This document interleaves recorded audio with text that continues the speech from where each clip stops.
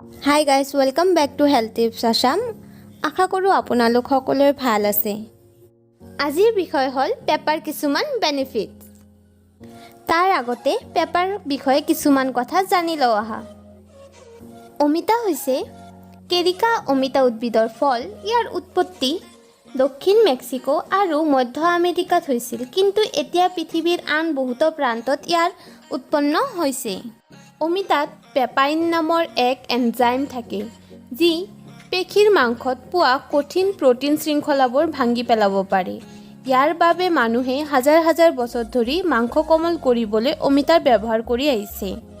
অমিতাক পকা আৰু কেঁচা দুয়ো ধৰণে খাব পাৰি, কিন্তু খোৱাৰ আগতে সদায় অপৰিপক্ক অমিতা ৰান্ধিব লাগে, বিশেষকৈ গৰ্ভধাৰণৰ সময়ত।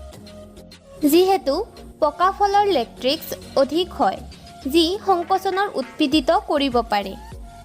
অমিতাৰ কিছুমান গুণাগুণ। অমিতাই হাড়ৰ স্বাস্থ্য ভাল ৰাখে। ভিটামিন কেৰ কম গ্ৰহণ হাড় ভঙাৰ উচ্চ বিপদাশংকাৰ সৈতে সম্পৰ্কিত।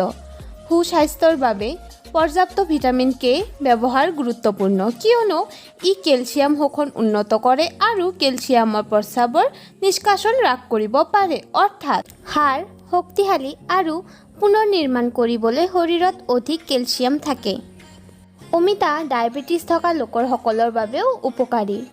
অধ্যয়নে দেখুৱাইছে যে হাই ফাইবাৰযুক্ত আহাৰ গ্ৰহণ কৰা প্ৰকাৰৰ এক ডায়েবেটিছ থকা লোকসকলৰ ৰক্ত শৰ্কৰা স্তৰ কম হয়, আৰু প্ৰকাৰ 2 ডায়েবেটিছ থকা লোকসকলৰ ৰক্ত শৰ্কৰা, লিপিড আৰু ইনচুলিনৰ স্তৰ উন্নত হ'ব পাৰে। এটা সৰু অমিতাই প্ৰায় 3 গ্ৰাম ফাইবাৰ প্ৰদান কৰে, যি মাত্ৰ 17 গ্ৰাম কাৰ্বহাইড্ৰেটৰ সমান। আমি সকলোৱে জানো যে অমিতা ডাইজেশ্যনৰ বাবে খুব ভাল। অমিতাত পেপা নামৰ এক এনজাইম থাকে, যি হজমত সহায় কৰে। দৰাচলতে ইয়াক মাংসৰ টেণ্ডাৰাইজাৰ হিচাপে ব্যৱহাৰ কৰিব পাৰি। অমিতাই ফাইবাৰ আৰু পানীৰ পৰিমাণো অধিক থাকে, যি দুয়োটাই কোষ্ঠকাঠিন্য প্ৰতিৰোধ কৰাত আৰু নিয়মিত আৰু স্বাস্থ্যকৰ পাচননলী তৈয়াৰ কৰাত সহায় কৰে।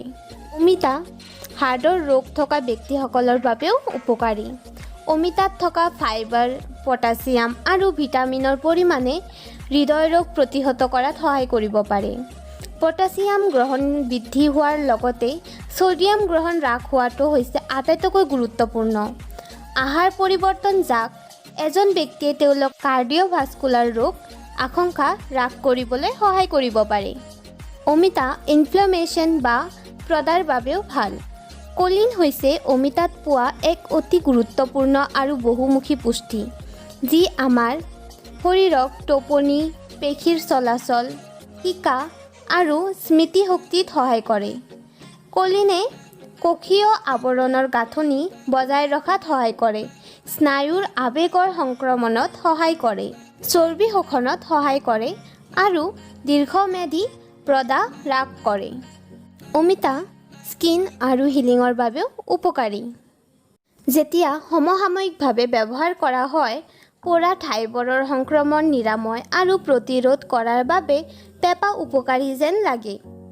গৱেষকসকলে বিশ্বাস কৰে যে পেপাত থকা প্ৰটিঅলাইটিক এনজাইম চাইমোপাপিন আৰু পেপা তেওঁলোকৰ উপকাৰী প্ৰভাৱৰ দ্বাৰা দায়বদ্ধ। ডিকিউবিটাছ আলচাৰৰ চিকিৎসাৰ বাবে পেপাইন এনজাইমো থকা মলমো ব্যৱহাৰ কৰা হৈছে। অমিতা চুলিৰ স্বাস্থ্যৰ বাবেও ভাল। অমিতা চুলিৰ বাবে উৎকৃষ্ট, কিয়নো ইয়াত ভিটামিন এ থাকে, যি হৈছে চিবাম উৎপাদনৰ বাবে প্ৰয়োজনীয় পুষ্টি, যি চুলি মইশ্চাৰাইজ কৰি ৰাখে। ছাল আৰু চুলিকে ধৰি সকলো শাৰীৰিক কোষ কলাৰ বিকাশৰ বাবে ভিটামিন এ প্ৰয়োজনীয়। কোলাজেন নিৰ্মাণ আৰু তত্বাৱধানৰ বাবে পৰ্যাপ্ত পৰিমাণৰ ভিটামিন চি গ্ৰহণৰ প্ৰয়োজন, যি ছালক গাঁথনি প্ৰদান কৰে।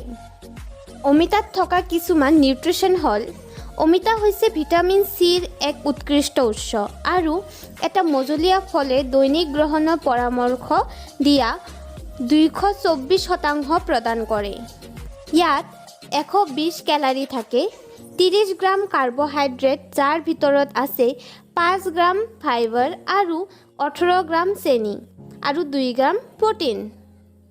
পেপা হৈছে folate, vitamin A, magnesium, copper, pantothenic acid, ফাইবাৰৰ এক ভাল উৎস। অমিতাত ভিটামিন বি, আলফা আৰু beta carotene, vitamin E, calcium, potassium, vitamin K আৰু লাইকোপেন আছে। ইয়াৰ লগতে অমিতাৰ কিছুমান ছাইড ইফেক্টও আছে, তাৰ বিষয়ে আমি নেক্সট ভিডিঅ'ত আলোচনা কৰিম। আপোনাৰ যদি ভিডিঅ'টো ভাল লাগিছে তেনেহ'লে লাইক কৰিব, ভিডিঅ'টো শ্বেয়াৰ কৰিব নিজৰ ফ্ৰেণ্ডছ আৰু ফেমিলিলৈ, আৰু এনেকুৱা ইনফৰ্মেটিভ ভিডিঅ' চাবলৈ ছাবস্ক্ৰাইব কৰিব হেল্থ টিপছ আসামলৈ। থেংকছ ফৰ ৱাচিং।